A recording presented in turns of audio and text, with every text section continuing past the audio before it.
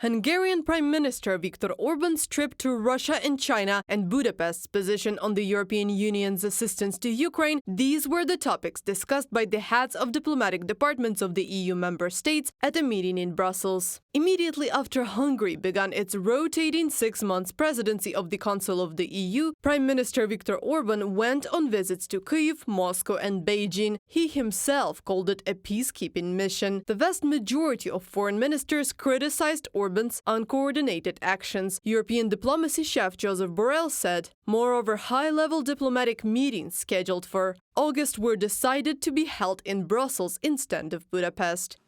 I understood that we have to send a signal, even if it is a symbolic signal, that being against the foreign policy of the European Union and disqualifying the policy of the European Union as the party of war has to have some consequences. Well, formal consequences, symbolic consequences, nothing grave will happen, but I think it was much more appropriated to show this feeling and to call for the next Foreign and Defence Council meetings, informal, in Brussels, when we come back from holidays.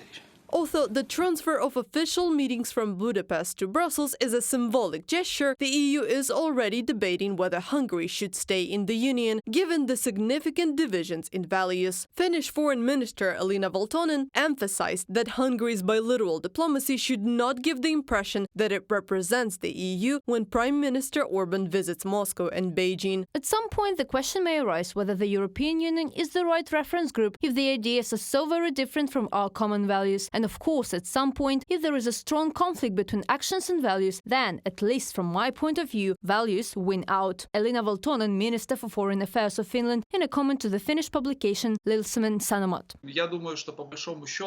I think that both in China and Russia there is an understanding that Orbán is engaged in solving narrow corporate interests, defending his own interests, but in no way represents the position of the European Union. Although analysts do not expect radical decisions by the European Union regarding Hungary in the near future, Budapest may still face certain difficulties. On July 17th, Kyiv blocked the transit of Russian oil through the Druzhba pipeline to Hungary. Ukraine imposed sanctions on the Russian company Lukoil back in 2018, and in 2024 the National Security and Defense Council of Ukraine significantly expanded them by banning the transit of oil through the country. Budapest called such actions unacceptable. Hungary and Slovakia asked the European Union to help persuade Ukraine to remuse the transit of Russian oil.